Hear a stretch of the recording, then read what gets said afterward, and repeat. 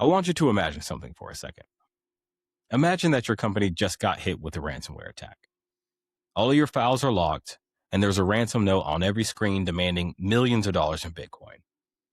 Of course, you're panicking, and you do what any reasonable person would do. You call in the experts, the incident response team, the ransomware negotiators, the people whose entire job is to save you from this exact nightmare. Now imagine those experts, the ones that you're entrusting to save your company's survival, are the same people who attacked you in the first place. Now, this is not a hypothetical. This actually happened. In today's episode, we're going to cover one of the most audacious insider threat cases in recent memory. Two cybersecurity professionals who use their positions at respected incident response firms to moonlight as ransomware attackers. This is the story of two cybersecurity defenders who went rogue. Let me first introduce the three main characters in this story. First, we got Ryan Clifford Goldberg, a man from Georgia who worked as an incident response manager at a well-respected cybersecurity firm that specializes in breach response and digital forensics. His job was to help companies recover when they got hacked. And his partner in crime is Kevin Tyler Martin, a man from Texas who worked as a ransomware negotiator at a company called DigitalMint. His job was to talk to ransomware gangs on behalf of the victims and try to get them a better deal. And there is a third person, but the FBI hasn't released his name. All we know is that they also worked as a negotiator at DigitalMint. So you've got an incident response manager who knows exactly how companies detect and respond to attacks. And you've got two ransomware negotiators who know exactly how victims think and what makes them pay. And these three decided to use all of that knowledge to become the attackers. Now, this trio didn't build the ransomware themselves. What they did was rented it or leased it from Alpha, also known as Black Cat, which is one of the most prolific ransomware as a service operations in recent years. And if you're unfamiliar with that term, ransomware as a service, let me explain how it works. The developers of the malware create and maintain it.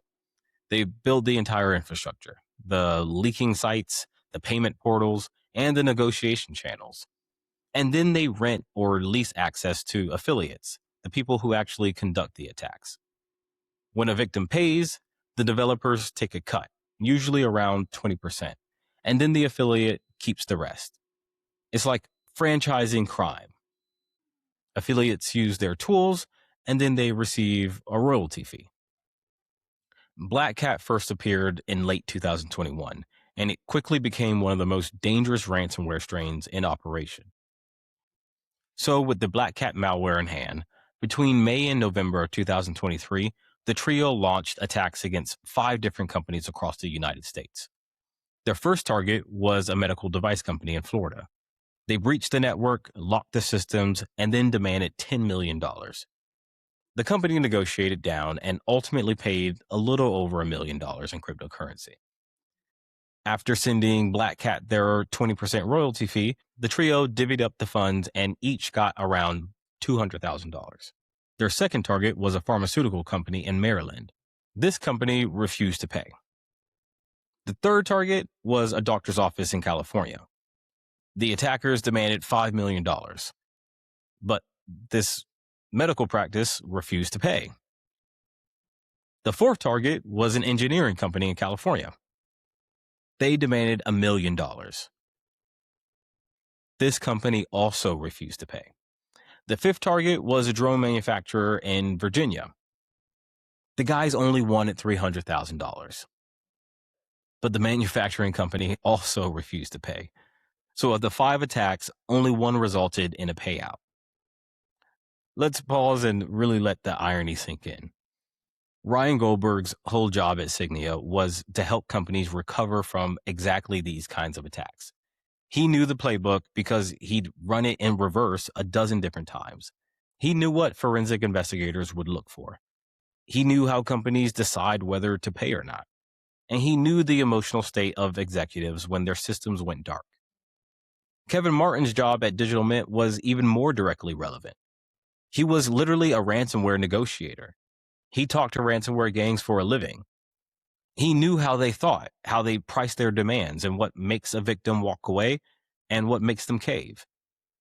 He'd been on a dozen calls helping companies navigate the worst day of their professional lives. And now that the roles have switched, they weren't that good at it. After about a year of putting on their black hats, the scheme started to fall apart. Around December of 2023, the FBI and international partners seized Black Cat's servers. This seizure gave law enforcement access to affiliate data. They had access to information about who was using the platform, communications, and payment records. All of this evidence let investigators work backwards from crime to criminals. Around July of 2025, news broke that the FBI was looking into DigitalMint employees. At the time, the initial reports suggested that employees at DigitalMint may have cut a deal with ransomware groups. If they convinced victims to pay faster, they would receive a cut. The full scope of what actually happened, that employees were conducting the attacks themselves, wouldn't become public until much later on. The FBI interviewed Goldberg on June 17, 2025. He initially denied any involvement in the attacks, but later he broke down and confessed to everything. He explained how they got that $1 million from the medical device company and how they routed it through a cryptocurrency mixing service and then through multiple wallets to hide the money trail. He admitted that he got into the scheme to pay off his personal debts. What's interesting, though, is that the FBI didn't arrest him that day. They only took his devices. So 10 days later, him and his wife boarded a one-way flight from Atlanta to Paris. They stayed in Europe for nearly 3 months. And later that year in September, Goldberg flew from Amsterdam to Mexico City. But when he landed, Mexican authorities were there waiting. He was arrested on the spot and deported to the United States. Martin, his accomplice, was arrested on October 14, 2025. He was released on a $400,000 bond. In December of 2025, both men pleaded guilty to conspiracy to interfere with commerce by extortion. Each faces up to 20 years in federal prison. The companies that they worked with both moved quickly to distance themselves from the scandal. Sygnia confirmed that Goldberg did work there, but was immediately terminated upon discovery of the allegations. The company emphasized that his activities were completely unrelated to their internal systems or clients. DigitalMint released a statement saying that Martin's actions were a clear violation of their values and ethical standards. The company noted that the attacks occurred entirely outside of DigitalMint's infrastructure and that no client data was compromised.